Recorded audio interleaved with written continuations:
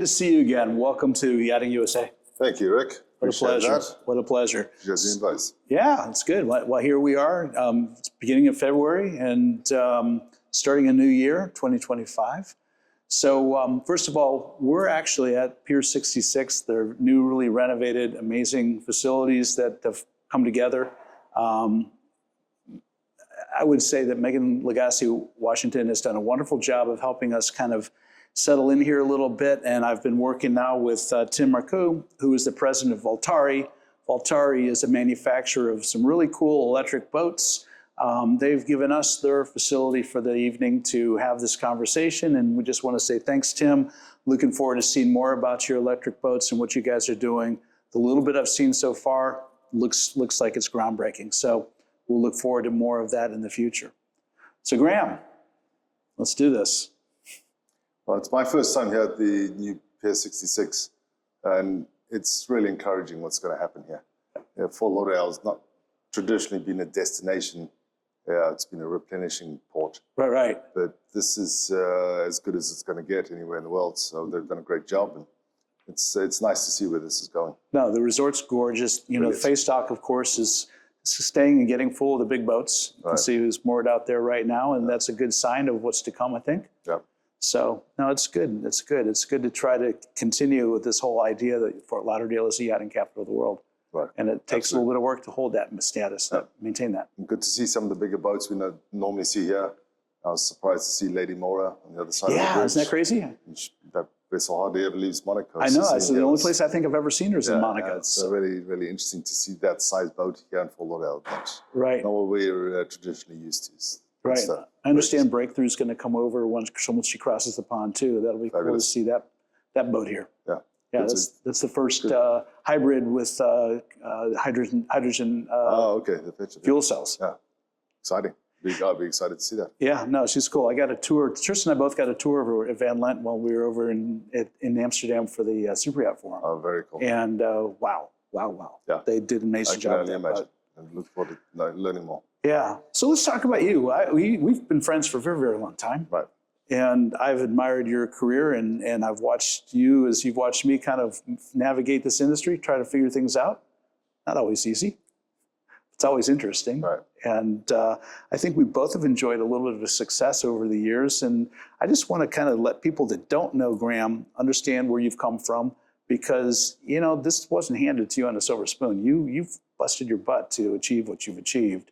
And your roots go back to, when I say South Africa, not the country of South Africa, but Southern Africa and Zimbabwe, right? Correct. Yeah, I was born in Rhodesia, which became Zimbabwe, with a seafaring family. Right. That's how we ended up in that part of the world from work that my great-grandfather and grandfather did in the Royal Navy. And that's how we ended up there as a family. But it was always in my genes to go back to sea. And like most crew, I somewhat stumbled upon it. I didn't know yachting existed until I started traveling around the world. Right. Discovered yachting in Newport, Rhode Island. And I asked most crew how they get into it. Most say the same thing. They stumbled, or a friend invited them, or they met somebody in a restaurant or bar, and they thought this is cool. So that's stumbled into it, and something to talk about a little bit later, because it's quite ironic that certainly everybody I know has gone on to represent some of the most well-known people on the planet on a job that they stumbled into. But I'm very grateful to yachting. I spent 10 years as a chief engineer. I love that. It was my absolute favorite job. Yeah, I was going to say, you weren't a decky, you weren't a captain, you were a chief. I went straight into chief engineer, well, second engineer, then chief engineer. Right. And I was fortunate. Right from day one, I was hired on some of the biggest boats that were in the industry, and it was just pure luck. And it's now as I've spent over 30 years in the industry, I always look back and go, being crew member is best. It was the best job and the most rewarding job that I've ever had. And I miss it. And I think that's why it's easy for me to be a crew advocate now, because in my heart, I still love the role. No question. In business. So I've talked to so many mariners who rotate to beach jobs, come ashore. And you were talking to them years after they've been off their boats. And I almost to every single one, there's this, wow, I really miss being at sea. I'd love to get back out there. Absolutely. You know, there is, and I can say the same thing. I started my seafaring career working offshore for several years, and you know, those sunrises and sunsets and those dog watches and just working on the ocean, something about it. Yeah, I still love being at sea. So that nothing's changed there. The passion is still there, and I welcome any opportunities I get to do longer voyages. And that's something I'm hopefully in April, if it all works, I'll be doing a trip from Seychelles to Cape Town. Oh wow! With a client who's invited me to go along. So I'm nice. excited. That's what a privilege. What an opportunity for sure. Yeah, and then in 2000, when my first son was born, I realized that being a seafarer is not going to really, and being a father. Back then there was no rotation, so I wouldn't have much chance to get home. Especially as a chief engineer, the captain's going to get first dibs on the vacation time. So I decided that it was time to transition to shore. And as it so happens, the vessel I was working on was sold through Fraser Yachts. And Fraser Yachts offered me a position with them as a technical manager in their yacht management was in the infantile stage. Right. Essentially, there was bookkeeping and no technical manager at all. The MCA was just beginning to be a word. The ISM hasn't really come in yet. ISM didn't exist. Right.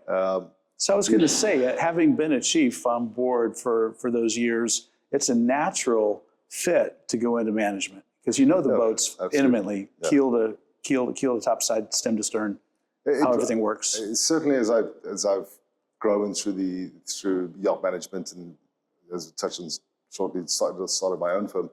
Chief engineers make really good yacht managers because they respect that the captain is in control. Yep. And that they're used to reporting to the captain and not telling the captain what to do. Yep. Unless they're going to do something that's going to do harm, and then you stand your ground. And that, I think, makes a good manager. I would agree. In my experience, captain managers tend to tell captain operators what to do, but they're not there. They're not looking out the window, so they don't understand. A little more of this kind of thing, maybe? I just said, when you're in the engine room, you're not looking out the window either. So you have to trust that the captain knows what they're doing. And that's so the relationship certainly works mutual very respect. Well. Yeah, and the staff I've had over the years that have been engineers have worked out to be outstanding yacht managers. So. Wow. So you came aboard. You started with Fraser. Yeah, Fraser at the time had just signed up Octopus as a new construction for Paul Allen. That's something never been done before. At the same time, the MCA had introduced licensing for captains. It did not exist for engineers at the time. Wow. Which was a tough transition. A few of us will recall that. So you were involved in the Octopus build? Yes. Yeah. Wow. And it was tough because they would not MCA. And at the point at that time they were running it wasn't through the flag state. The flag state was still catching up. They wouldn't accept anything but commercial licenses. So us yachty guys, what are you going to do? They called us lawnmower mechanics. They weren't interested. So, not a lot of respect in that, is there? Not a lot. So that was. It also set maybe a bit of a tone for me that this is not working. So I want to get more involved in compliance and regulating and writing regulations. Right. To possibly help the people who are currently writing them understand what we do as an industry. Well, there you go. You're giving back. Yeah. Going back to Octopus, I do remember that build. What was so remarkable, that's where I came into it a little bit, was the tender bay, the actual launching bay for the submarine. Yeah. And my company was asked to build a little small gangway to get from the catwalk inside the boat onto the deck of the submarine to get people on and off. And just a tiny little piece of that, but to have the opportunity to come on board and work with that group and see that boat. Yeah. Wow. It was incredible. And also we were lucky enough to find outstanding project managers, guys like Steve Jackover, just a legend.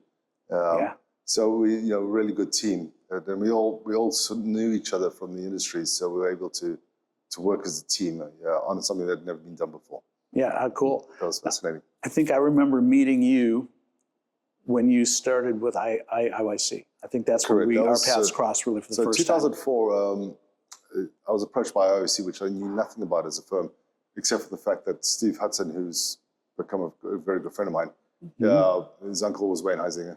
And in Fort Lauderdale, if you do good things with the Huizinga family, generally good things happen to you, and that was my experience.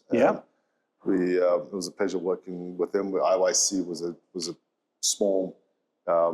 It used to be called. It was bought as Italian Yacht Collective, I believe. So the name was changed. We changed to International Yacht Collection. Right. And built it from one office here in Fort Lauderdale to a global company, and I'm very proud of it. No, it was a great company. I was doing a lot of work with Trinity at the time. Right. So that's where that all came in. There's so many of those boats being built, and we supplied almost every one of those builds with our equipment. So needless to say, at every level, we were involved in the organization. And thus, aftermarket, we were also working with IYC, and that's certainly where I'm sure you and I met for the first time. And that's how that all evolved. It was while I was working there, Trinity Yachts approached Steve Hudson and the group. Brian Tansey, who's now moved on to create a very successful company, Worth Avenue Yachts, done a great job. He's amazing what he does. They approached because they really wanted a yacht management sector to the new construction, feeling that the relationship with the client started to go south about 6 months before delivery, essentially once the crew arrived, who didn't understand what the contract or the deal was. So they wanted an intermediate, and that makes sense. I mean, that's something that Benetti had approached me in the past, the same sort of thing. So that all made sense, and that deal was successful, and Trinity Yachts bought. You were also helping Steve with his build up in Palatka, weren't you? Correct. In that time, there was no inventory. We could get inventory to other prolific builders like Lazara that was feeding the market here well. Oh, yeah. By being able to produce boats relatively quickly at a decent price. But there was nowhere to graduate beyond that if you wanted to build in the US. And it's still, I find it a great shame that companies like Trinity are gone. Lazara's gone. Lazara's gone. Newcastle built an incredible boat. I mean, they did. It's still an incredible boat. It is one of the most reliable boats I've ever been involved in. No, did a lot of work with Kevin up there in his shipyard and a number of builds up there, and they did. I just think they were maybe a little too underscaled, undersized for what they're doing. I'm not sure. I think there's just a little bit of they were almost there, but not quite there. I feel that the industry could maybe pay more attention to supporting companies and keeping them in business. Because Trinity in particular, they were delivering about 2-3 boats a year, and we were all providing services to those yachts. That's 2 or 3 clients a year, at least in South Florida, that we are not getting anymore. They were growing the industry. So beating them up or not supporting them, at least to allow them to make us a sufficient profit to stay in businesses. I don't necessarily think it's very short-sighted. It is way short-sighted. I talk about, in a lot of my podcasts, people who follow along will have heard me say this, that when I got in the industry, there was arguably over 45 builders in North America building crew-served yachts. That would be 80, 90 foot and larger, where you'd at least have a captain on board. Over 100 foot boats were built by about 30 or so shipyards in North America. There's 4 left, maybe. Yeah. And that ties into where I think we've lost some of our culture here in North America with the respect for, the shipyard, the building the asset that the crew and owners are using and require. So, that's something that I hope we can find a way to reclaim in the future. Pure coincidence, just yesterday I was clearing out a cupboard and I found a copy of Boat Internationals from 1999. Wow. It was a special edition and it was reviewing all the shipyards. I would love to see that. That's very interesting. I would love to see that. I mean, it's interesting that Lewison was just talking about getting into the mega yacht business, but dabbled, but was talking. And what I found really interesting is they had the world's top 100 yachts in size. And on the first 27 in size, from the largest to the 27th, every one of those shipyards don't exist anymore. Which is quite sad. That is really sad. So 28 was the first shipyard that was still in business. Still laying keels. Yeah. Wow. So there's sometimes you have to look back into history to see that what the future might bring. Right. Well, if you ever sit with and I love this group, YPY, the Young Professionals in Yachting. Big supporter. And I do some mentoring with them, and I think it's an amazing organization. But when I talk to some of these younger guys and gals in the industry, and that comes up in a conversation, they look at me like I'm like I've lost my mind. It's like, how is that possible?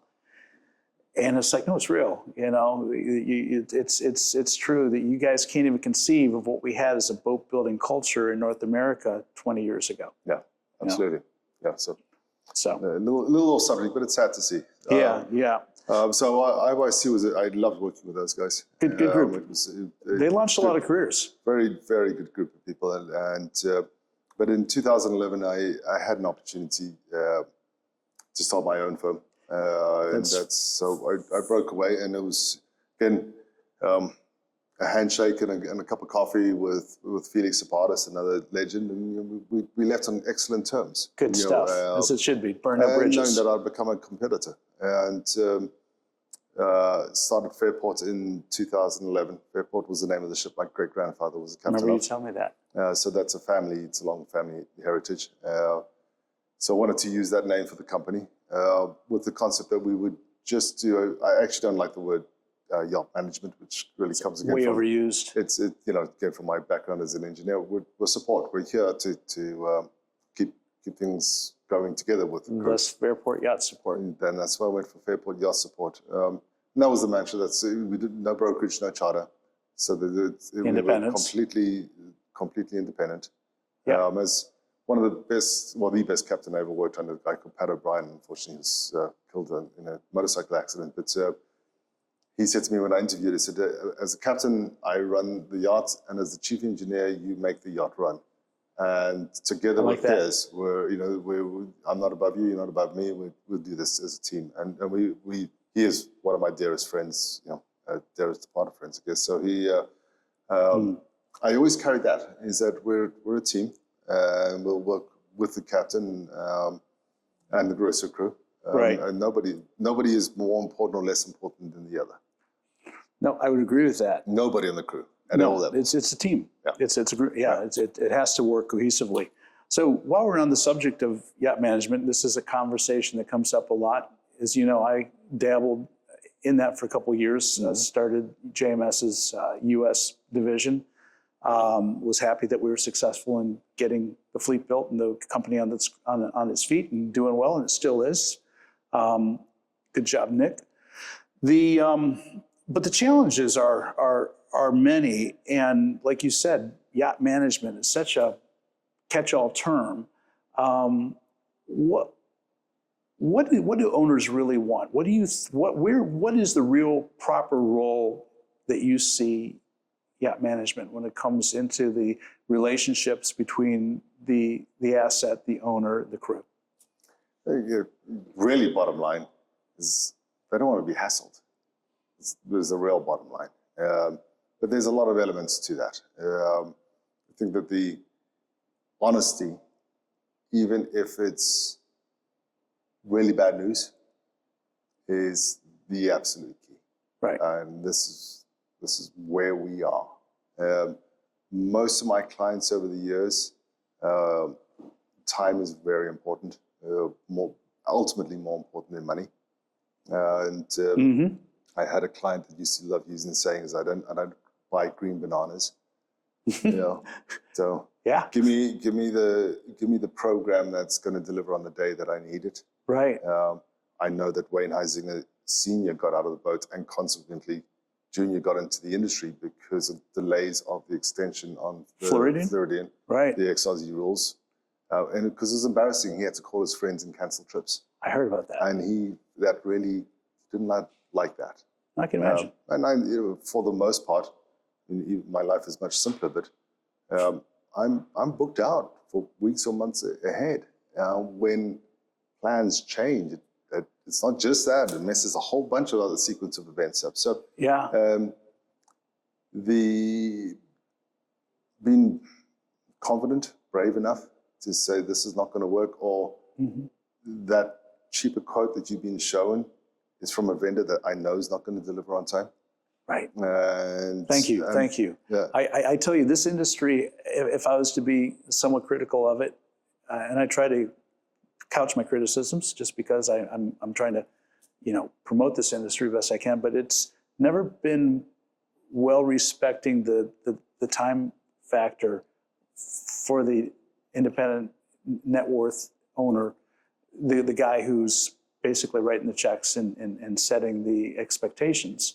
I've seen it in my manufacturing business, and of course I experienced having to make those conversations with clients during the yacht management side of it. You know, it's always that mindset, well, we're only going to be a few days late. Yeah, you don't know what that ripple effect looks like. Yeah, yeah.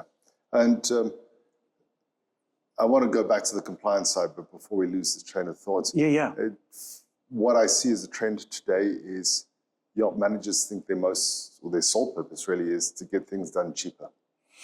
And I am completely opposed to that. Mm-hmm. There's no point in squeezing the vendor until they run out of money and go out of business. How is that serving anybody? It's not serving the warranty of that project. It's not serving the community. And Graeme, I'll tell you that in the owners that I've dealt with, I'm taking the captains out of it, and just you know when I'm sitting down with an owner and talking about their expectations, what they want, I've never had one come and say, Rick, I want you to deliver the least expensive, least costly component or service to my program. It's always been, I want the service to work well. I want the product to work well. I've never had an argument about paying for value. Yeah, and things are always in boats and aircraft more expensive than you anticipated. Mm-hmm. I understand it. But as long as you've done your research and you know that you're paying or recommending the right value for money, right?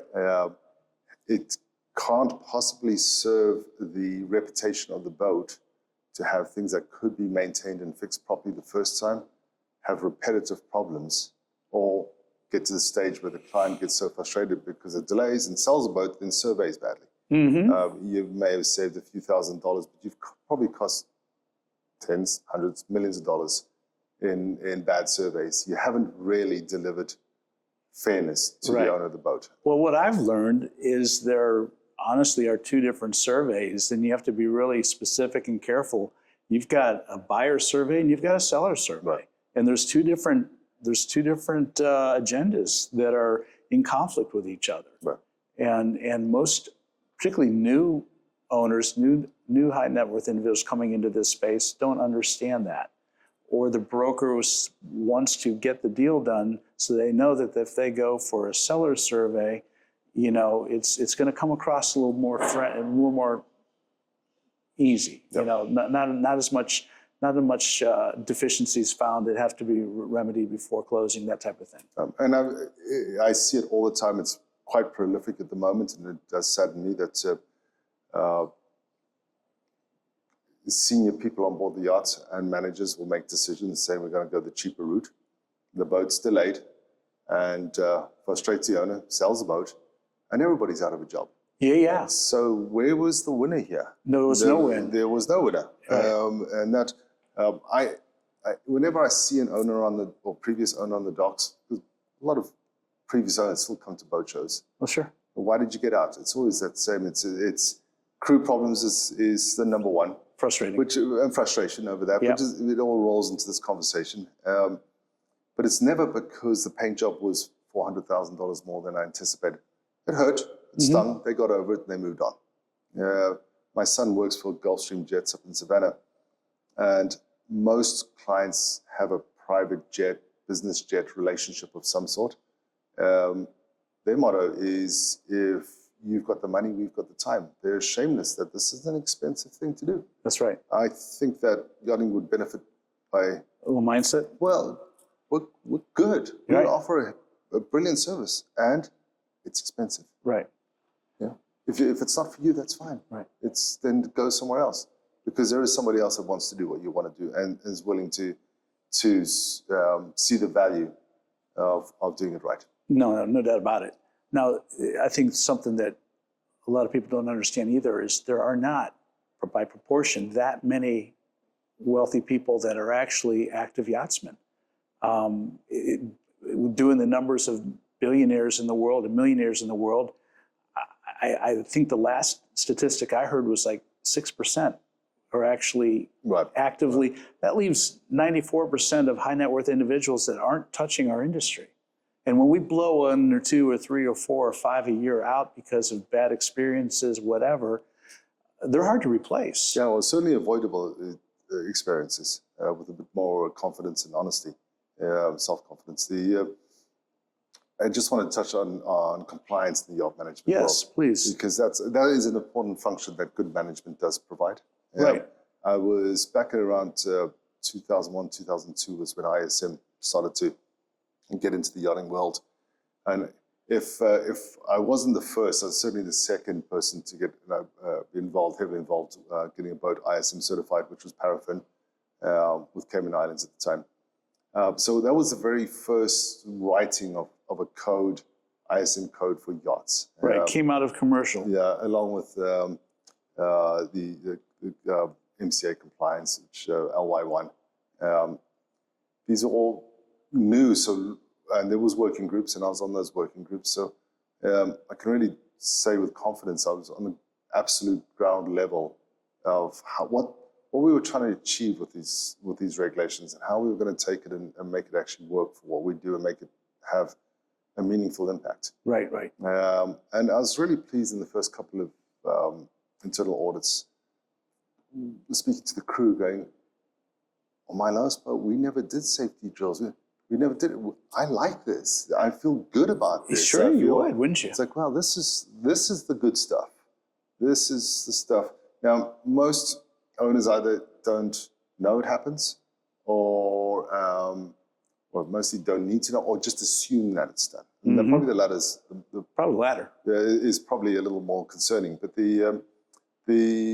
where I'm going with this is that that's an area that has grown, and as it should have through experience, but it's also an area that I feel is becoming rubber stamped.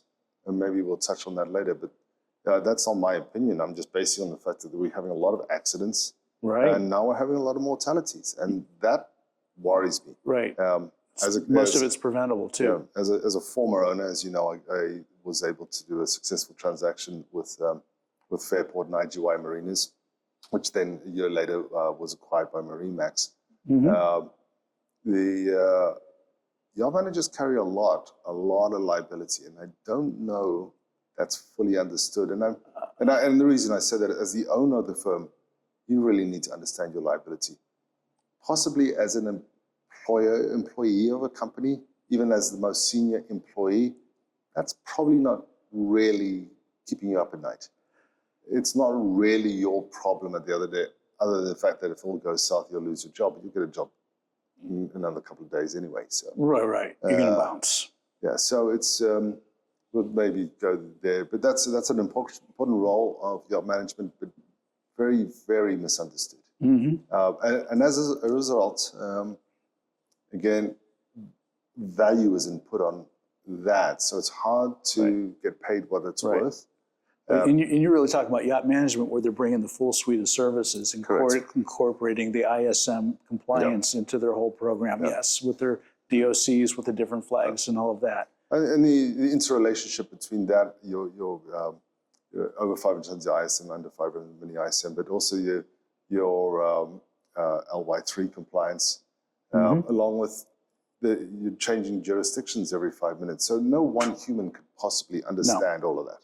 It takes a village. It does. Absolutely. The resources are out there. There's some, and more, there's more consolidation of resources, and it becomes more reasonable to be able to, be updated on what changes are happening, but you've got to actively be involved in that. So that's those two functions that good yacht management, good shore support provider, those are important functions. Right. And when it's done well, you see the programs tick along for years and years. Well, nothing happens. So it's not news. And and I, quite frankly, Rick, I've been on the other side of that as client go, been with you guys for 5 years. I don't understand what you do because everything works. So, well, that's what we do. Everything works because, and not only that, but you asked us for a 5-year budget on an 80-meter boat, which is very difficult to do. And at the end of the 5 years, we were $200,000 off the budget, which That's insane. I think the percentage on that is maybe 0.01. That's crazy. Ridiculous. That's ridiculous. But he changed our management companies because, well, you don't really do anything for me because everything's perfect. So you had to find out the hard way. It's very hard. It's a hard business. Luckily not, the exception, but again, not well thought out. No, I mean, that's somebody in the yachting industry giving that person bad advice. That never happens. Yeah. Wow. Well, there's so many rabbit holes here. You touched on something. I want to go down this rabbit hole. We'll come back out of it, but I think it all ties together. In those that are following along, you'll see this, I think, come together towards the end of our conversation.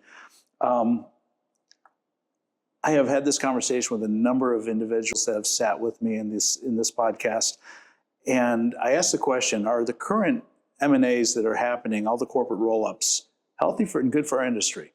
I bring it up now because you just mentioned that after IGY acquired Fairport, MarineMax came and picked all of you guys up. And of course, I've had Ken Clinton with Intrepid, and I've had Laura Sherrod with New Coast, and I've had Bert Fowles with IGY in our conversations. And I've had this conversation with everybody there. Looking forward to a conversation with Ken again in the near future. Amen. But then, we're watching what's happening with Informa. They've rolled up, and they're pretty much the go-to now with all the shows. That's really, if you're going to do a boat show, it's almost certainly going to be through Informa.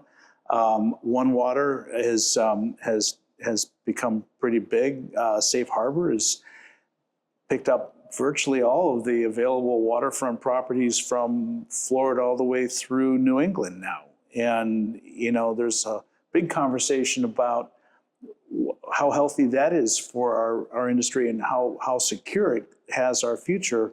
Will these waterfront service properties where we're doing refit work and maintenance work and such remain as such, or will they turn into nice real estate developments 10 years from now? And then where do we go when all of a sudden those properties are no longer available? Just reasonable questions. Brunswick Corporation has come in and they've been very active in acquiring businesses, and yet their stock is really suffering right now. And if you're a shareholder in Brunswick, you're asking a lot of hard questions probably. Mm-hmm. So what's your view on what's been going on in our industry? And then if you want to, you can talk about your own experience. Yeah, absolutely. And what happened in the end was not what the plan was, but life's like that. So my original plan with IGY Marina was during COVID. We had that Black Swan event where, a bit like that kids game, the musical chairs. There's not enough chairs, and one kid gets their spine. It was the same with COVID. There was not enough dockage. All the boats stopped on the same day. Right. There wasn't enough dockage. So I thought, this is an important time for me to strike a deal with a marina company to tell my clients that we're going to get you dockage. You're going to be okay. So, of course, stop at the top of the mountain. IGY, nobody better. Nobody with small marinas. I believe they had 24, 26 at the time. So we started as a conversation of giving us a preferential deal, but it became clear to both parties pretty quickly that we could do it with anybody. They could do it. So we decided to exchange some money and I guess go from holding hands to kissing. Now we're dating. And there you go. That year with those folks was fantastic. I remember you telling me about it. Tom McEmel as the CEO was just a pleasure. Andrew Farkas as a quick, strong decision maker. As the owner was wonderful. Bert did an outstanding job of putting Fairport into every marina. So we went from essentially a company that had an office in Fort Lauderdale and Palm Beach to having an office in every marina if we wanted it with signage. The whole idea was we were going to grow. You scaled. We're going to grow. Absolutely. We could really get going now. With again, very, very easy conversations of, Andrew, I need to be able to offer free dockage. It wasn't how much it was, here's your budget, go do it. And it was way more than I planned to ask for. Wow. Sort of some real tools in the toolbox. That was good. When they contacted me and said that MarineMax has made an offer that honestly, when you go through the numbers, didn't make sense. Too good to be true, almost? Absolutely. I fully support Andrew. what any sensible businessman would do. Yeah. And with I won't say misleading might be too far to stretch, but maybe not enough thought of what they were going to do with these assets. Right. So the roll-ups was inevitable. I had felt for quite a while, and I think a lot of people were talking that Wall Street has found yachting, and this is going to happen. And that was in the back of my mind, is rather choose who you dance with than be told who you dance with. Right. Be given a dance card you don't like. Yeah, exactly. So that was all in the back of my mind, and that deal went. We went ahead with that. The industry problem, and this is not, it's an industry problem, privately owned, publicly traded, doesn't really matter, is that upper level management that understands how things work in our business is hard to find. And people like you and I that grew up came from basically in the trenches to a C-level position. That's not common like it once was. Absolutely. And I have been an independent business owner for long enough that I don't think I could be an employee again. So the people that are capable of doing this probably think the same as I do. I mean, when I think about my departure from IYC, I had a very safe, clear path ahead of me. But why do it for someone else when you can do it for yourself? Right. And I believe that most people that are capable of running big organizations think the same way. Why am I doing this for someone else when I can do it for myself? They see all the numbers. They see how it works. Yep. They're doing the work anyway, so why not? And I think that's really the Achilles heel, is that you roll up, but who's gonna run it? Right. Yeah, especially when you see incredible people like Tom McEnroe leave. He walked out there. Why would you let that man walk out the door? Right. As he's saying with Intrepid. Ken Clinton. Ken. Yeah. Why would you let that man walk out the door? Right. Well, I think the truth be told, and I like actually being a truth teller on this show, he didn't walk out the door. He was shown the door. And I think what it'll be interesting to see, and I'm on the record saying I'm wanting to get MarineMax on our show to talk about the business and have this conversation, because there's two sides to every coin. And so I'm not here throwing any one corporation under the bus, but having known Ken Clinton and watched his story, how he built Intrepid and created the Intrepid Nation, and then really was, his dismissal was surprising to him, and it was surprising to his clients. And I just wonder what vision existed there, because Intrepid's a niche product. There's a lot of competition for that center console space. And Ken did a good job of making sure every boat coming through his shipyard was as close to perfection as he could pull off. I remember when he walked me through the shipyard before we did our interview, and I saw details I wasn't expecting to see for a small, what I thought production-built boat. Remarkable. My gut is you take someone like Ken out, because there was Ken and a couple other people in the front office that were let go. You've just reduced your overhead quite a bit, and there's obviously a mindset there's someone else that can do his job. But I don't know that you're going to replace the personality and the energy that created the brand, that created the loyalty to the brand. So it's going to be probably challenging to keep that momentum going in what's right now a downtime in the small boat industry. Not a good time, I think, to have to reinvent. Yeah, and for what it's worth, my experience was very similar to Ken's. I had heard that. I'll leave that there. That's fine.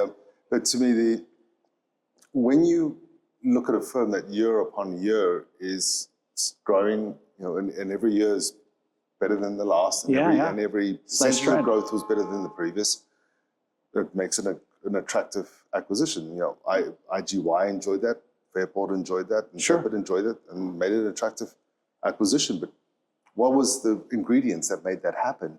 And you take out, if I tried to learn how to bake bread. You know, you take out one of the key ingredients. It doesn't work. You take out, take out the yeast, and it's not going to rise. And Graeme, I got to tell you, whether it's you, Andrew Farkas, Ken Clinton, these are key innovators. These are key drivers that make a corporation what it is. It's the cultural piece. Well, and I'm glad you mentioned that, because at the end of the day, it's the people. Yeah. And what's not really understood at that big corporate level is I have people that have worked for me for 20 years. When they needed the help with that little bit of the mortgage that the bank was saying no to, they got it. When they needed that extra time off, they got it. Right. When they wanted, the school was asking for stationery for their kids' class, they got it. That brings you a loyalty that there is no one to ask in these big companies. Yeah, what do you do? Nobody. You've got the HR department. No, that's not going to. So nobody's going to risk their. That's the human element, and that's what gets you loyalty. That's what gets people who are having a bad day through going, I'm not leaving here because I get treated well when I need it. Of course, you want to pay people well. You want to give them benefits. I get all that. Any idiot can do that. You know, but it's the moments. That's exactly it. That's exactly it. I mean, I have staff now that they're unfortunately things came to an end a little bit short at Fairport. I said my vision was to grow it hugely with IGY. That's what happened. Right. But their children who are now approaching adulthood, the only people their parent has worked for is me. Wow. That's all. Think about that. That's all they've never known. Yeah, that's remarkable. And I'm proud of that. Yeah, you should be. You should be. I point to Nautical Structures. Bob and I ran that business together, and I was there for 35 years. We had welders and electrical people and assemblers and people in the front office that were with the company for 20, 25, 30 years. Yep. How does that happen? You have to treat them like people. You have to have that relationship, that connection. Something interesting that I saw over the holidays, and it happened previously during the summer, Mr. Farkas, Andrew Farkas, wrote an open letter to the MarineMax board. I believe there's 3 or 4 letters now he's written to the board. They're not getting much press, but the essence is, hey, I don't like where IGY is going under your leadership. I want to buy it back. Right. And I think that's really profound, where you've got a gentleman who's made the transactional decision to sell, has watched his baby, the business he built that he loves, and it's going in a direction that he completely feels it ought not to be going in. It's not doing as well as it could or should, and he wants to reacquire it. I think that speaks volumes too. Hopefully one day I can get Andrew on this show and we can have that conversation, because it's interesting how it ties into the business of yachting and what's happening in these M&As and where we settle out to where things are maybe where they should be or could be. Well, one of the joys of publicly traded companies is you can have a look at the financials whenever you want to, and you can dig pretty deep. They bury it, but it's if you know what where to look, you can find it. So you take a company like IGY or Intrepid, year upon year of growth, remove the people who nurtured that and fertilized it, and then it starts to flat line. Right.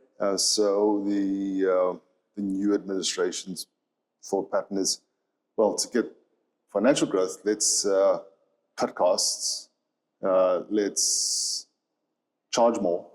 Yeah. And I'd imagine that's what the end result is. You're going to have a lesser product, you charge more money, and the cutting the cost is going to come out of the people who build its salaries and benefits. Yeah. That's a short-term solution for a long-term problem. That's time will tell, but I know what. Right. My crystal ball's clear. You've been in it for a while. Not even hazy. And that's probably where that will end. Okay. It's a corporate culture that's right. Well, in that, that's what I talk about too. It's a corporate culture, and we're not, again, we're not just calling them Remax. I think when you look at all these big coasts that are doing all this M&A, and we live and work in a business and industry that really was a cottage industry. Absolutely. It was mom and pops. You think about Bob Rossioli and what he started, and you can go right down to Bob Director or Frank Dennison or any of these guys that started out family businesses on the water, doing what they love, slowly scaling, and eventually turning into something remarkable. And I think the corporate culture deadens that. That's the part that I'm going to be heartbroken if I get to the day where I'm hanging it all up and stepping away from this amazing industry that I've grown up in and realize that it's no longer anything like that. That would be really sad. Well, there's enough. I'm not against the corporate world at all. I just have learned through listening to a lot of podcasts that the successful corporate culture has figured that out. Steve Jobs with Apple's a perfect example. Gave him the boot, Apple started to fall apart. Brought him back in, came back together again. There you go. Is it possible that one person can make a difference? There's the evidence. I think so. And there are many, many companies that have their decision makers have figured that out, and they do well. Yeah. And the ones who don't do well. That's right. And the stock market sees it. And that's where it is. Right. The numbers, as you said, they speak for themselves. Yeah, they're right there. It's always assumed in the investor world in America, and I've had to learn this in the last few years, that anything less than a 5% return is unacceptable. Mm-hmm. And we're not seeing 5%. It's unacceptable. No. That's all there is. Looking at those numbers, anything but. Yeah. So this is a good segue into reinvention. I like talking about that because in the last few years, I've gone through several reinventions, and I would tell anybody that was scary. I was the day I decided to step away from the company I was part of for 35 years to do something different. I was like, am I really doing this? Wow. Yet, I look back and I go, wow, what an opportunity to really learn a lot about yourself, learn about what you want to do, figure out where you sit in the grand scheme of things, and then, make some decisions about where you want to go forward. And you're just done the same thing essentially too. You've left Fairport. Right. They've just rebranded. You've started. Well, you actually didn't just start. You actually were. We had enough vision that when things changed for you, you kept the crew piece, and so you have your crew business right now. Correct. You want to talk about that a little bit, because I think PYC is a cool business, and I think this is one of the reasons why I wanted to have this conversation with you, Graeme. I think this is good for the industry to hear it from you. Professional Yacht Crew, we're based in Cayman Islands, and there's many, many reasons for that. But the cornerstone was that many of our American clients, most of them, and I understand and endorse this, don't understand the employment of all the different nationalities as crew, don't understand what the commitment means, and don't understand international seafarer laws, which are some of the oldest laws in the world. Mm-hmm. Seafaring is old. Yeah. Probably the oldest but one of professions. Probably. Yeah. So these laws and regulations have developed, and they change in every country, and in taxation.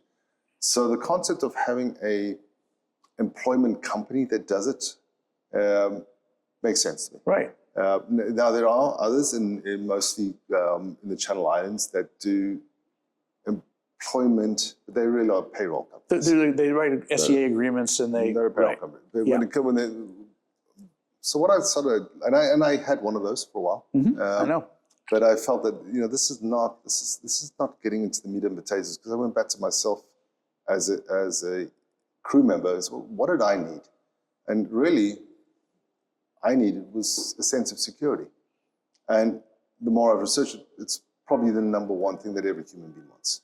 Right, of course. And that's, I thought, well, if I'm going to be the employer of record and carry that liability, then I'm going to give the crew security. We're about 5 years into it. There's a lot of work to be done there, but you have to sort of take baby steps so that the industry can understand what we're doing.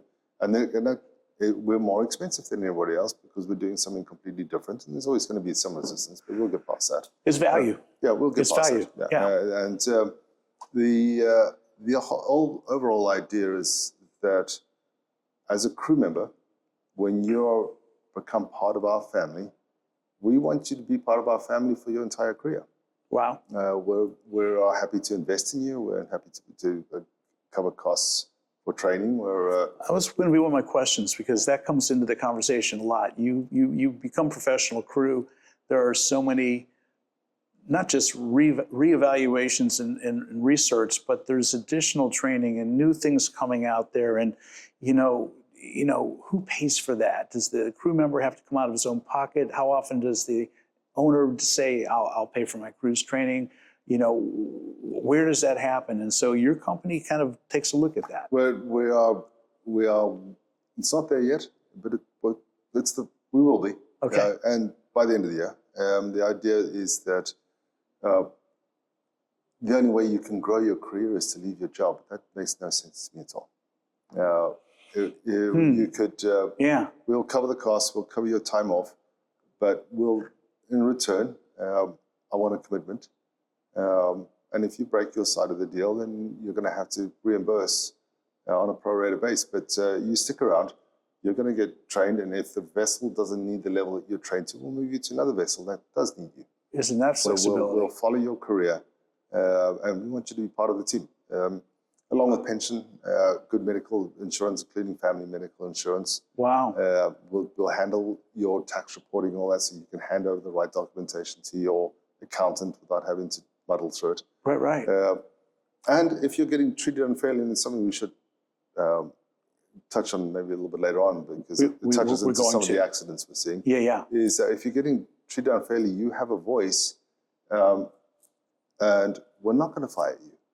Well, we're going to investigate it, and if it just happens that you're the right person on the wrong boat, then we're going to find the right boat for you. I love that. I love that.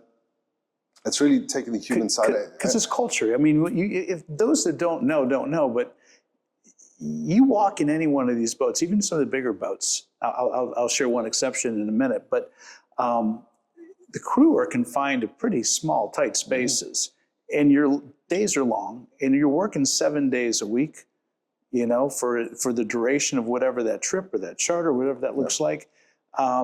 You've got hours of rest that you're supposed to be allocated, but we all know that doesn't always happen. Right. You oftentimes have got a wonderful captain and a great organization, but sometimes you have something less than ideal, and you put all that together, the human factor side of it become real. It becomes a pressure cooker that you're trying to navigate through. And then add to that, you're 19 or 20 and you've just left home, you've left your country, you're in a culture you've never experienced before.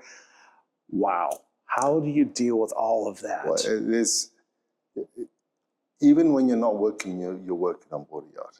Yes. It's maybe a comparison I'd say is you can be on a transatlantic flight with nobody that knows how planes fly, but if there's a significant change in the engine noise or a significant change in altitude, every passenger is going to wake up and go, what's going on? What's going on, right? As a crew member, you're saying, you may be fast asleep, but there's a change or there's a scraping sound, you're going to know you're on. Mm-hmm. Even though right. you're not, you're on. You turn on all the time. That's not well understood unless you've actually worked as a crew member on a boat. And again, I go back to yacht management, is that if you haven't worked on a boat, you are not in a position to advise an owner of a boat about crew issues. Right. You're just simply not. And, you don't know what you don't know. I'd love to be proven wrong, but no, I would. So we touched on that, but I'll share two experiences, one bad, one good. Okay. As a crew member, and actually working for a gentleman right there. He wanted to sell the boat, and we were made promises that if the boat sells in a certain amount of time and goes smoothly, we would be taken care of. So we did. Pat Marine was a surveyor, and they put on their A team, and some some Tom Cornez, who I think is probably the best He marine is. surveyor in the world. Tom's got to be the best. He's a legend. Yeah. You know, he was the lead, and I was the chief engineer. So every time he thought something was wrong, I'd say to him, Tom, go look at somewhere else. I'm going to fix it. Come back, and don't dare write that down. That's collaboration. I love it. It is best. Because it's like there was a promise that there was going to be a next step up, and at the end of the day, I remember sitting with the owner, Millwood was a broker, and the captain in the study, and going through the whole list, and showing this was a $600,000 worth of deficiencies, but I got it down to $35,000. Whoa! Only because we were waiting for the part, which was the sphere for the compass, but the compass was actually running fine, so the boat could sail. Right. And everybody was thrilled. Great job. Go home. Go take some break. We're going to see you on the next project. Got home. Got a phone call from the yacht manager back then. He said, "Well, change of heart. We're giving you 2 weeks severance. We're done with you." Whoa! To the whole crew. It wasn't just me. It was the entire crew. It's like, did we not just pay? You stepped up on my own, let alone the rest of the crew, our whole year's, not just for myself, but the entire crew. Right. What's the issue here? So that was a bad experience. That's a bad experience. Conversely, on another yacht, I try to say for the Homan family, I had a boat called Nemo. Chip Homan is still a dear friend of mine. Yeah. He came to us and he said, he has a few $100,000. I'm going to put the boat up for sale. If you all stay, you split it equally. If you leave, you lose your portion. And whoever we hire to replace that person will be told the boat's for sale and they're not eligible for this program. We were motivated. We went through boat shows. Boat shows for crew are tough. Yeah, I know. Essentially, watch them. You're standing there putting your best foot forward, being criticized on anything that's not right. Keeping a smile on. Keeping a smile. Being criticized, and it may not be right, but it may not be right because your yacht manager is not giving you the money to make it right. You're taking responsibility for it. Right. And your pat on the back at the end of the day is, thank you so much, you're fired. It's insane. Yeah. Whereas on the Nemo situation, we knew there was money. We ended up doing 3 or 4 boat shows with a smile on our face. We sold the boat, and the money was split between a few of us. And on top of that, when I got home, surprise, there was a new car waiting for me in the driveway. And for every crew member. Wow. Good owner, motivated. No doubt. We got the price. Everybody was happy. The boat sold quickly. That's beautiful. And he got exactly what he was looking for out of it. Everybody was happy. The buyer was happy scenario.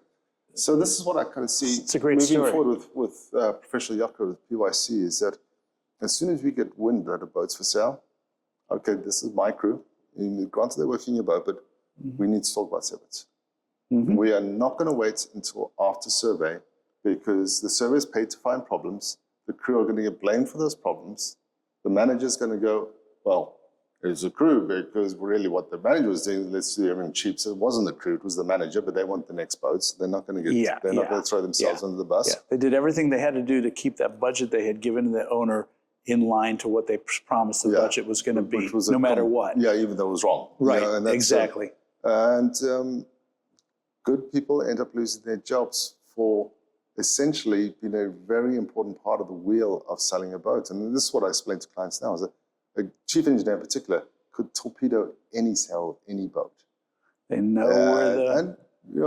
And, I'm now advocating for crew is if you're not going to be offered a decent severance handshake or a promise of the future, right, then let's leave right now. Why put yourself through all this pain and criticism on something that's going to come to an end, and you're going to feel pretty bad about yourself? That's not good. Right. So let's just call it quits and let's move on as a group, the whole lot of us. Let's move on.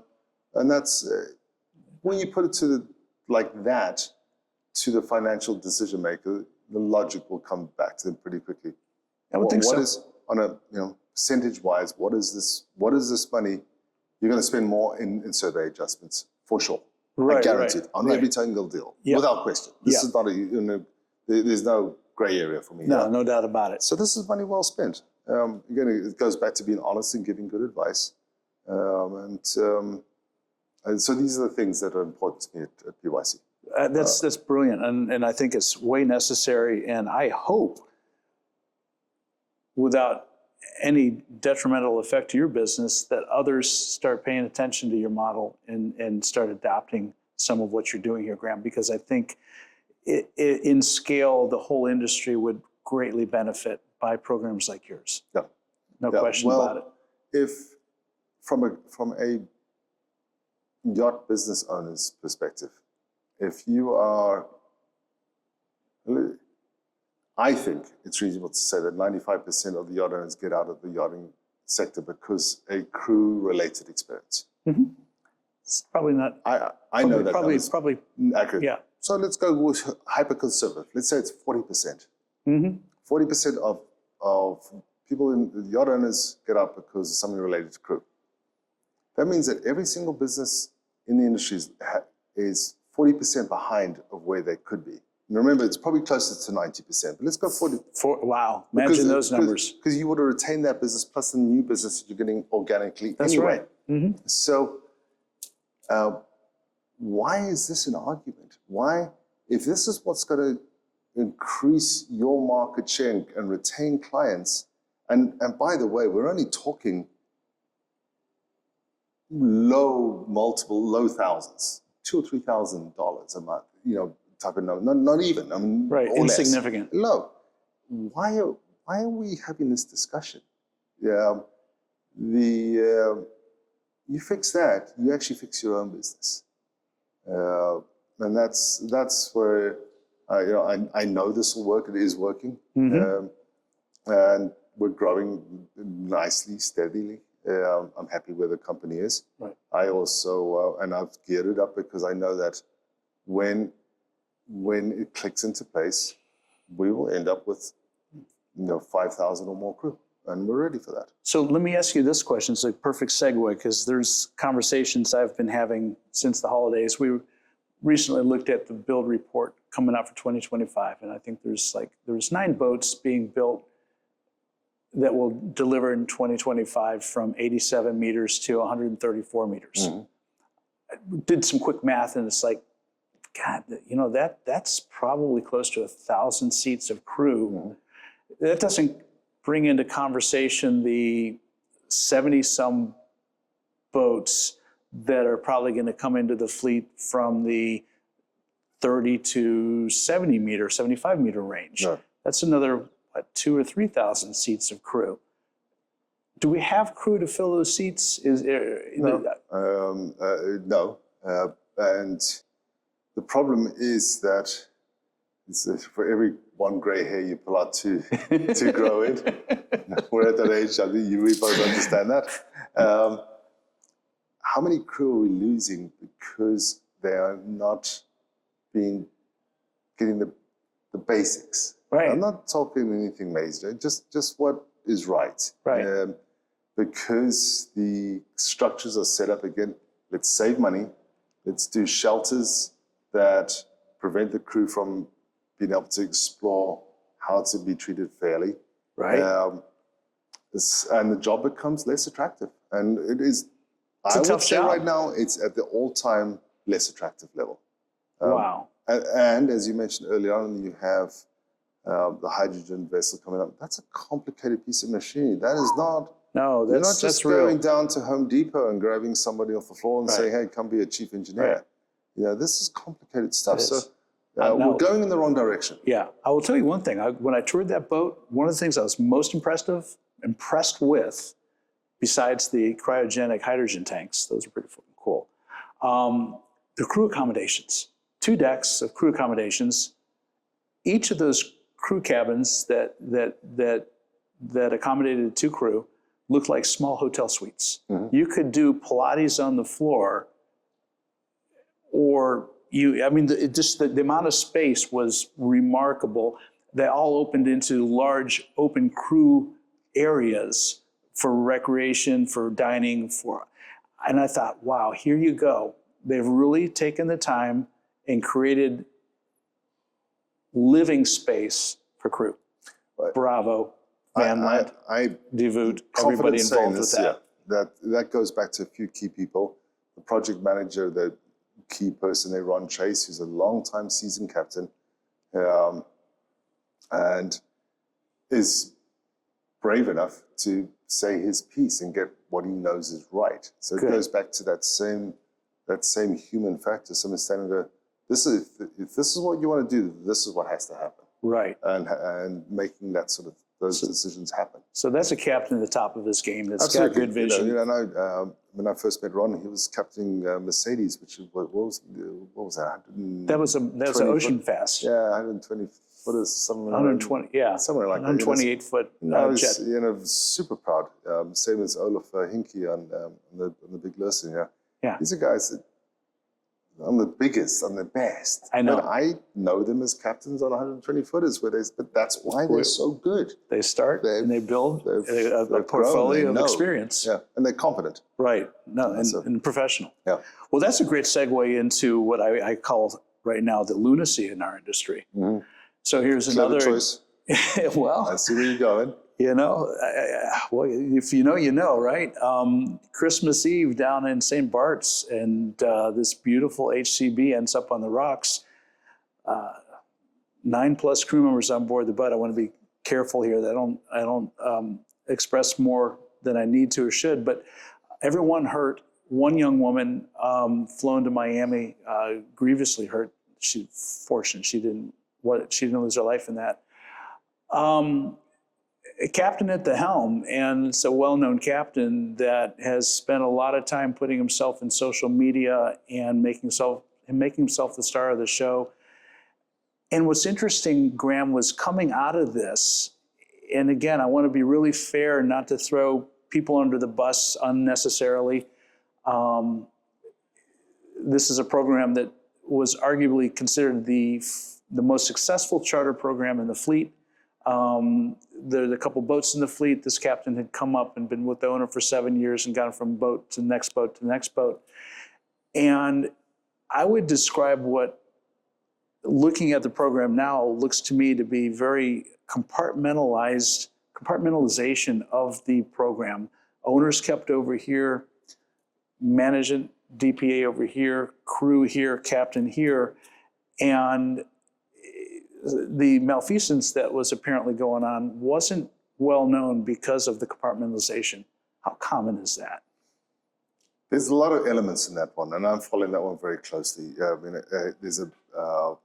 I managed that program for the previous yacht for a while, and they changed management companies, which was a head scratcher because the yacht that they had at that time was Newcastle. We spoke, so this is a boat that I knew from when it was. From keel up. It literally was a concept in somebody's head. We hadn't even drawn, pencil to paper yet. Right. So I can safely say that myself and a guy called Angus McKenzie, who's now running Fairport, is no two humans know that boat better than we do. Right. So changing management companies on its own makes no sense. Like, so head scratcher, like you said. Yeah. So it's a relationship thing. All right, that's fine. That's not fine, but it's a head scratcher. Mm-hmm. But where you owner element is you're taking all your advice from one person. A lot of trust. Not really. I mean, would you do that if you were a cancer patient or something? Would you maybe say, let's go to this? There is lives involved. Mm-hmm. And this maybe what's lost is that, it's just an expensive piece of equipment, but no, there are human beings living on that boat, and people die. People get hurt. So there are lives involved. So maybe getting a second opinion. Right. Maybe doing a little more research of who's actually here. Did you do a full background check and reference checks of your key decision makers? I'll go back to yacht management on this one. Is if you do a full reference check, who is this advisor? Have they ever worked on a boat? How can they decide on the best course of action for cylinder head replacement on a diesel engine when they've actually couldn't even find the engine room? So it's just money. Right. Now it's just money. Right. And plenty of industries have gone down this road. Does it fall into the category, if it ain't broke, don't fix it? I mean, the program was pretty successful, as I understand. Yeah, it might. But again, that's the owner. And, if you don't know, you don't know. Sure. And I can respect that. Yeah. However, there are other parties involved. The flag states has to do annual inspections. The management company has to do internal audits. That's right. And It's an ISM boat. it's an ISM boat. And if you're going on a boat, and this clearly has come out after the fact, and the complaint procedures is something I'm very keen, I'm a huge proponent on. And it doesn't have to be, oh, you know, somebody's treating me nasty. It could be people are falling down these stairs all the time. There's something wrong with the design of the stair, right. So it doesn't have to be, complaints are good. Right. All complaints are good. Right. And they have to be done in complete safety. So if you go on a vessel and for 2, 3, 4 years, there's not a single complaint, then you should be going, there's something wrong. Nothing's that good. Something's being covered up here. Right, right. So there's a failure there Yeah. on the auditing process. There's a failure in that. It'll be interesting to see how the insurance company reacts on this. They will probably pay. Well, here's the question. I think it's been established. There's alcohol involved in this. It's not just an allegation. I believe it's been established that that's the truth. And does the insurance have to pay if the vessel is being? I'm not talking about the tender, operated in such a way that was reckless endangerment, whatever that looks like. These are big questions that I think, you know, you start pulling things like insurance and insurance coverage and liability and all of that. Yeah, I think that's the cautionary tale for anybody that's, you know, that's running these programs. You know, we already know it's sometimes difficult to get these vessels underwritten and proper insurance in place. And now you have things like this coming into the question, you know, should the insurance be paid? Well, it really comes down, in my mind, to what are people going to do about this? Is this going to be one of those, I don't want to have any mud on my fingers, so I'm not going to touch it? That's what we're talking about today. Is it going to come down to the jurisdiction, if the crew decide to hire legal help, which they should? They have.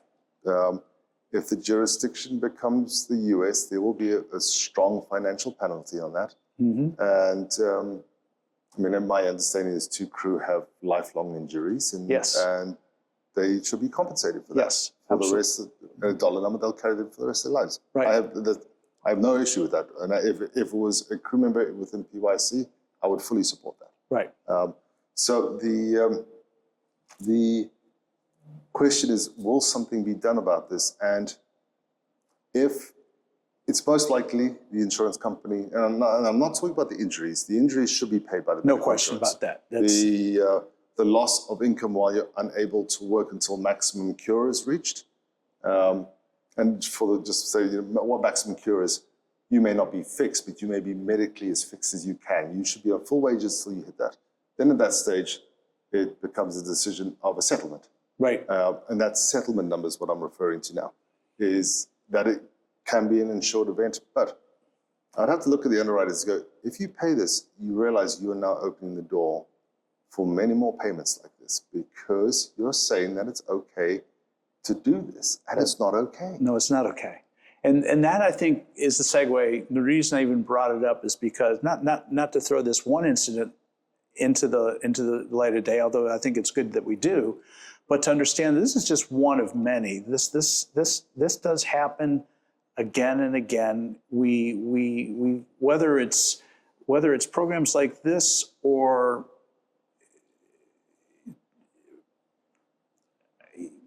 I don't want to say bad captains, but programs that are run poorly at the expense of crew. I think those are things that need to be identified or understood, or when found, called out.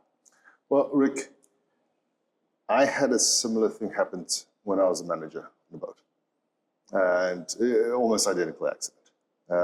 And the owner of that boat now has a much larger one right across from us. I see it. So not only did we solve it in an amicable way, without making it a big story, we kept the owner in the business. I was going to say, kept the owner in. The captain is that we did some serious work with the captain, is still in the business. Good.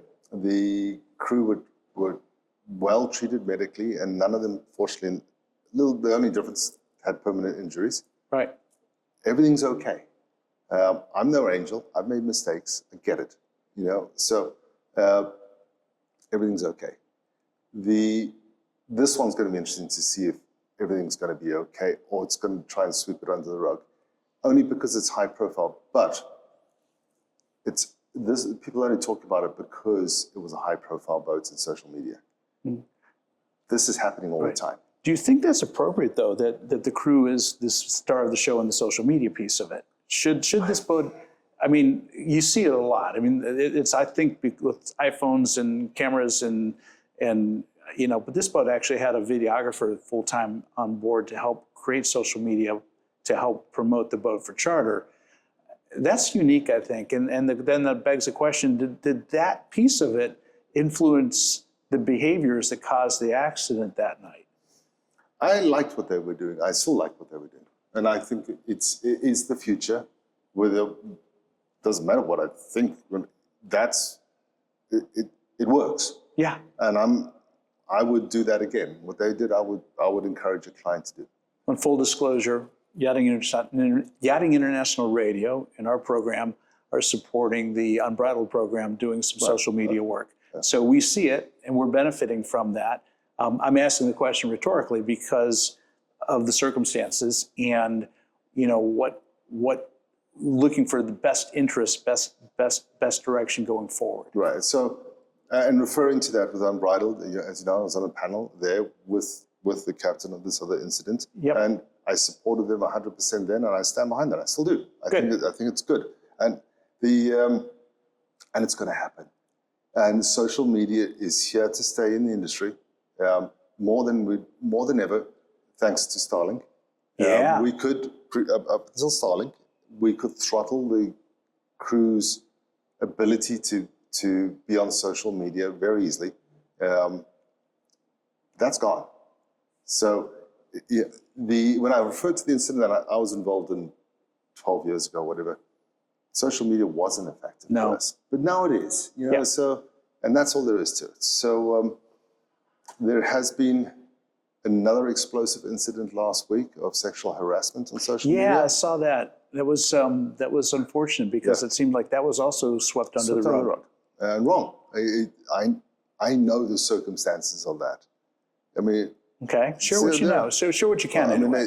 A stewardess she was raped once, reported, and was raped a second time by the same person. Wow. Because it was Atlantic crossing, she couldn't get off. Wow. This is not good stuff. No, that's dark. This is not good stuff. That's so dark. So there was when there was an accident on a boat, as an industry, we all talked about it, even before social media. There was an investigation, and that investigation was shared, and we learned. Right. That's how things work. That's how the aviation works. That's how the car industry works. Yeah. That's how it's the whole human factors piece. You prevent. Right. So every flag state has a responsibility, and every major flag state we're involved in the industry, part of their shipping act is that they will make that public, and they'll be posted publicly. If you go onto any of their websites now, the last post was in 2023. You're telling me there hasn't been an accident since 2023? What's going on?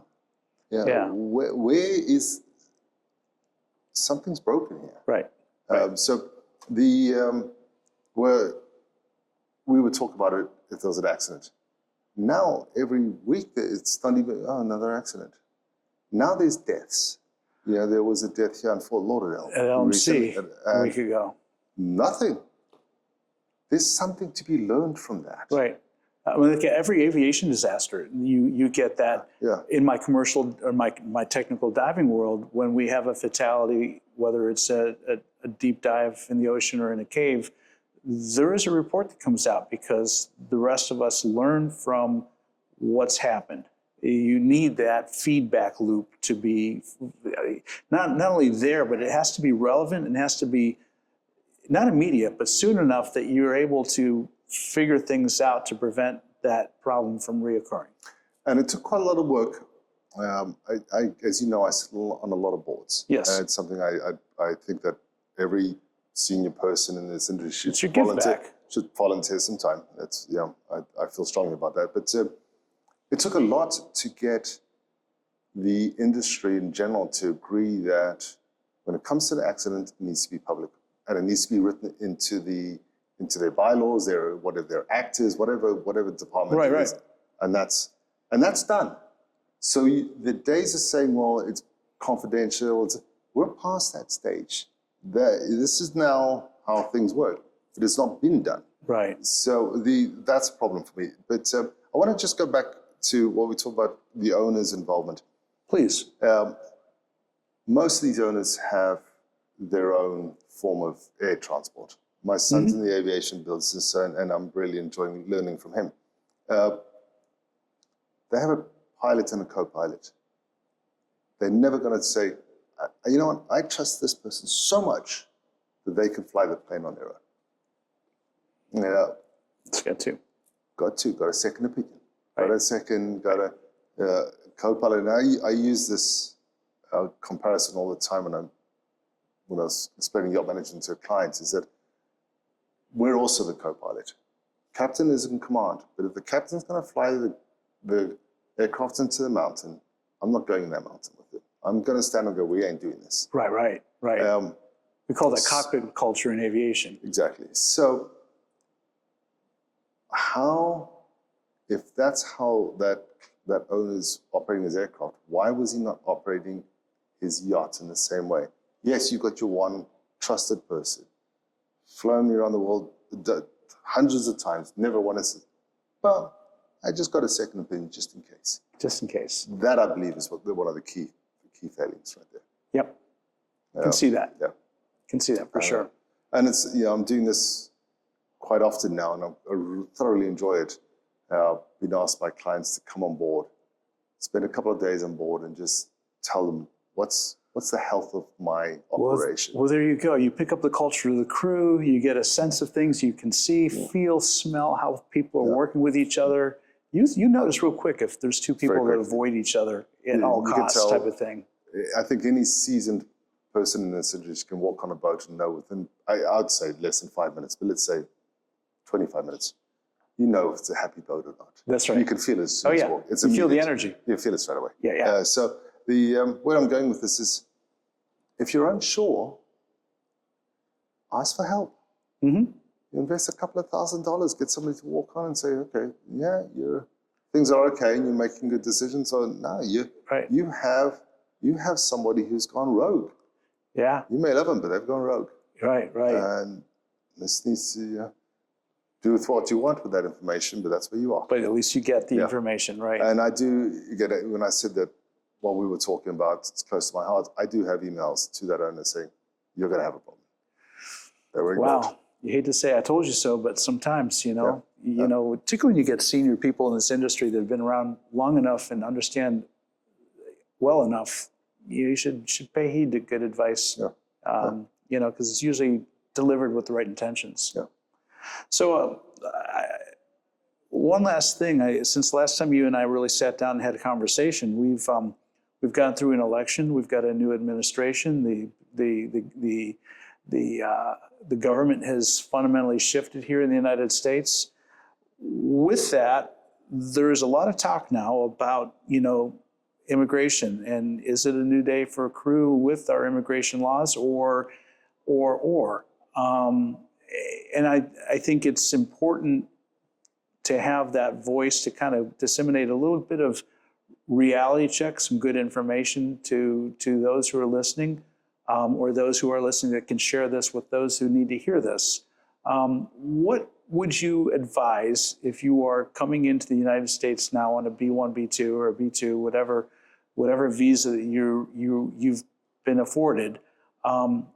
Best practices and what should be looking out for? So I've seen some of this popping up recently. The laws have not changed. I didn't think so. And just changing those laws would be extremely difficult. So there's nothing new. This subject comes up, I would say, every 7 years seems to be the cycle. Okay. Where it becomes a hot topic. There are a couple of unbelievably good organizations that can help marine industry. South Florida right now is the best equipped. Yeah. Talk to Patience there, right? Yeah, Patience Cohen, and shout out to Patience. We meet with Customs Border Patrol all the time, at least once a year, but often more. They are very well representative, and not only local representatives, but also they'll fly in a few people from Washington, D.C. So the message is always the same. But before I can answer your question, but before I do, okay, as part of that, at every Fort Lauderdale boat show, MIASF hosts a session with Customs Border Patrol where it's free. Yeah. Captains are strongly encouraged to come. Senior crewmen are strongly encouraged to come. You can ask any question in a safe environment. Year by year, our turnout's gotten smaller and smaller. Really? To the point where it's probably 10 people who are there every time who know the answers and the questions already. Wow, why is that? I don't know. Because maybe, again, I'm going to go back to the health and the mindset of the industry. If you really care about this industry, really care, and this is the stuff that hurts this business. Right. Why are you sponsoring a golf tournament on the same day? Uh-huh. Are you not seeing the whole picture here? Right. Yeah, it's But you get tempting. Go blinders play on. golf, drink free beer, have a blast, or sit in a seminar where I could actually become more intelligent. Ow. Don't offer it. And if you really care about your career, what's more important? That's right. Go listen, get educated. Right. It's free. It's Yeah. available. And you're going to walk away, most importantly, with the cell number of the 12 key officers of Miami, Fort Lauderdale, and Palm Beach, who all pick up the phone. They never have not picked up the phone with me, and will act and will answer the question, and will solve the problem. That's a resource. Fully available to you, Wow. anytime. So the right visa to have is a B1, B2 visa. When you apply for the B1, B2 visa, you can also ask for a C1D, and it's free. Okay. So you may as well get it. What does that do for you? So the C1D visa is intended for more the cruise ship type industry, where you're coming in for a couple of days, couple of hours, and you're out. The maximum stay is 28 days. Okay. So it's not the right visa if you're on board a yacht. Right. But by having both visas, for the immigration officer, you avoid confusion. The immigration officers at most airports are generally at a different phase, a new phase of their career. Always fly in through an airport that is used to dealing with seafarers. Fort Lauderdale. Miami, Atlanta, New York. Right. If you fly through some obscure airport in Minnesota, you're going to have an officer who doesn't know the right answer. Sure. It's not trained. And the difference of flight tickets is probably $150. Right. So make sure you get the right airport. get the right, Good advice. go to the right airport. Have with you documentation. Do this when you also apply for your visa that shows that you have a real intent to live where you're from or from in another country. The most effective way, and this is right from the mouth of the immigration officers, is a utility bill. Most crew don't have a home of their own. Go to your parents, go to your uncle, go to your friend, say, could you please put your utility bill in my name? They can carry on paying it. Right. Now you have a utility bill that says you live somewhere. Right. That is, in an immigration world, that is 100% proof. That's And golden. that's the end of the story. They will not look further than that. Okay. Good advice, and I'll cite an example, is look at your social media really carefully. So the last real case we had, and Patience Cohen worked on this when I got involved, a crew member was turned away, and it just seemed wrong. The B1, B2 visa was right, he had all the right documentation with him. Customs Border Control could open up your social media. So, Instagram, you say follow, request to follow. Right. They don't have to do that. They just can get in. They get it. So, in this case, the crew member said that he was working on a boat and the boat was going to leave, but they went to their social media. There was a picture of a house in just off Los Olas. Where he said, I just bought a house. And the next post is, look at my cute little puppy that I've just got. Oh, gosh. You're living here. He's settled in. You're living here. Right. So that was, and then I got nothing. You know, that person's living here. Right. So get some sort of believable evidence that you are going to go home. Right. And look at your social media as if you were an immigration officer. If you are posting it week after week after week, here I am in Miami, here, and it's carrying on for over 6 months or over what your visa was, they're going to see that. Yeah, yeah.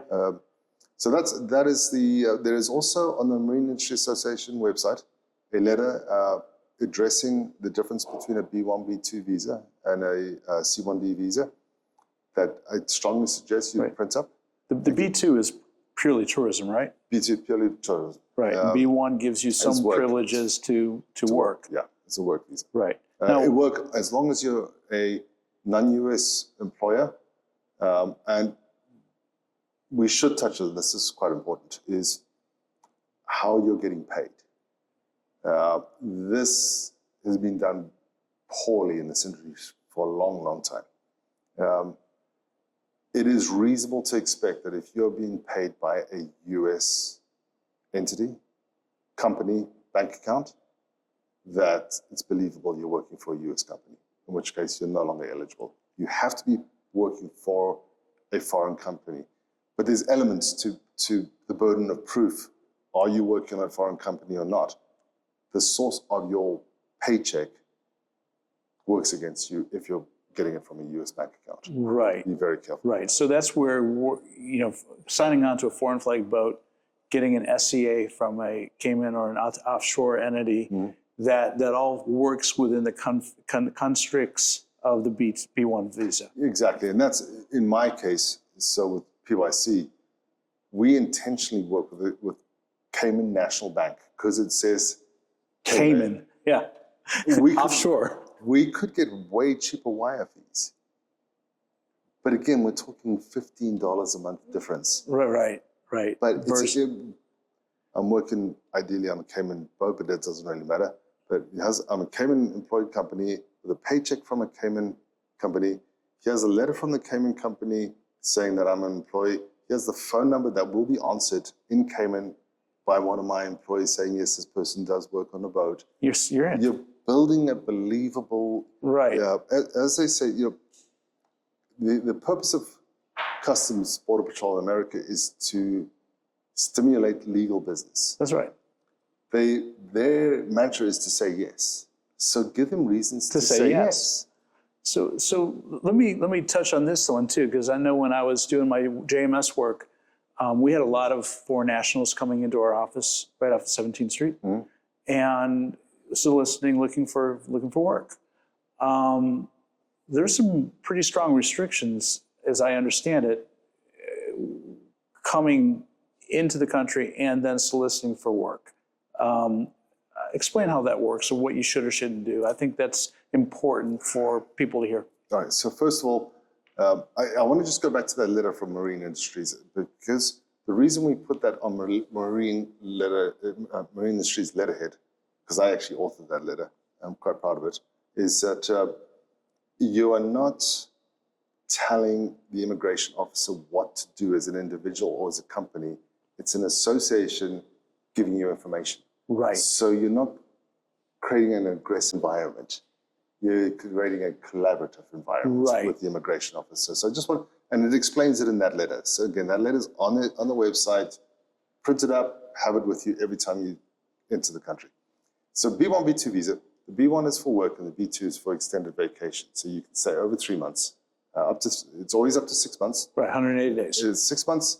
And obviously the length of the underlying visa. So you have a 10-year B1, B2, a 5-year, a 2-year, and a 1-year. And they're issued based on how believable your story is, but more importantly, how many of those visas the embassy has at the time. They get an allocation. Okay. So you want to also talk to other people. That's where social media can be very helpful, where I just got a 10-year visa in Rome. Okay, they've got 10-year visas, they'll go there. If people are saying, I'm in Palma, I'm only getting 1-year visas, they've run out of the 10 years. So no matter how believable you are, doesn't matter. They get an annual allocation. Once that's gone, it's gone. So just sort of explain Interesting. that. So B1, B2s. B1 is for work. B2 is so you could stay up to the 6 months on On a B1 and a B2, you can apply for another extension, which will give you an additional 6 months. So your maximum stay is 12 months. There's a misnomer, you have to leave the country after 6 months. That's not true. You can apply for the extension. In our experience, and this is 25 years of doing this, that department is so far behind. The way immigration works in America is once they acknowledge receipt, which is automatic, you get a letter, we received it, you're considered approved. Great. You will probably get an answer to that request about 3 years from now, long after. So you're fine. Okay. You're fine. You have nothing to worry about. At 12 months, you have to leave. B1 is for work, B2 is for leisure. When you enter the country, look carefully at what you were stamped in as. You could be stamped in as B1 and B2. You can be stamped in as B1 or B2. Or you could be stamped in as B1, conditionally working on vessel X. All those elements decide what your status is. Right. But it's accepted as a B1 with no conditions on it that you can work on foreign vessels. That's when it becomes really great, because at that stage, should you be looking for work on the docks? There we go. It's a 50-50, but you'll probably be 51% in your favor. Okay. But if you're walking the docks on a B2 visa or a B1 visa conditionally that you're working on that boat and you're looking for work, then you're in the wrong. There you go. In the same respect, when a crew member enters on board a vessel, it is the captain's responsibility, and this is something that will start to happen one day and captains will freak out, that if that person leaves, that you report to immigration, that person is no longer a B1 status on board my boat, and please switch them to B2 status. Oh boy.